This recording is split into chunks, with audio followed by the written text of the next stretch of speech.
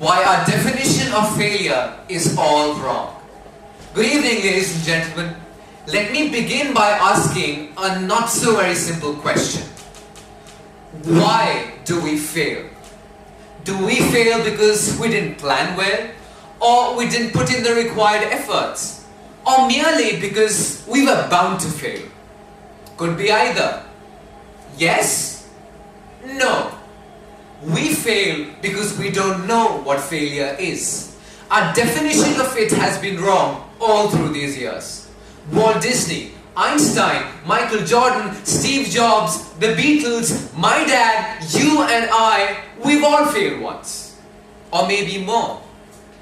Failure isn't reaching your desired results. Failure is of inferences. Failure is of imagination. Failure is of reasons. Failure is quitting. Now let's accept it once and for all. Failure sucks. It makes us feel useless, miserable and lonely. Failure hurts. You, me and everyone else. And here's the thing.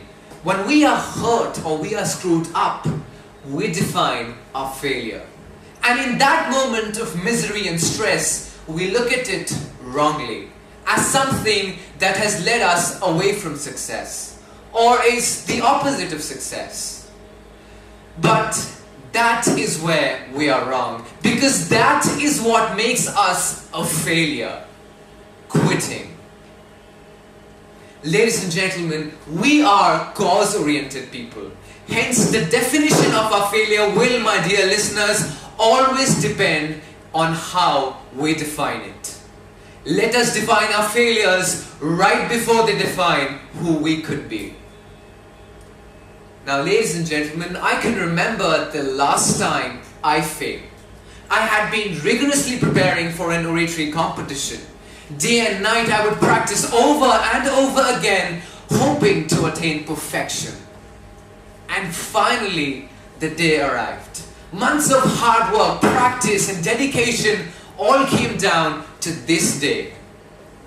I summed all my energy and emotions and delivered which I believe was the best speech I had ever delivered. And as soon as I finished, the auditorium filled with cheers and applauses. I could feel that zeal, that happiness and the satisfaction of having done well.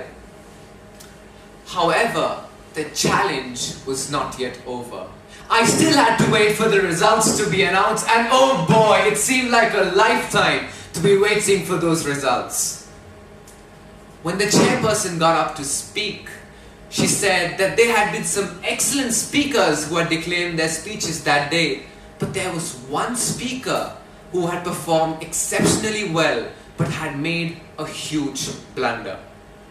And ladies and gentlemen, when I heard those words, my heart sank, my face turned pale. I could not remember having made any mistake in my speech. The chairperson came to me and she said that I had performed really well and had been deemed winner, but had been disqualified for having mentioned my name in the copy of the speech which was handed over to the judges. Something which was against the rules. And the last thing I remember was crying shamelessly in front of 200 people.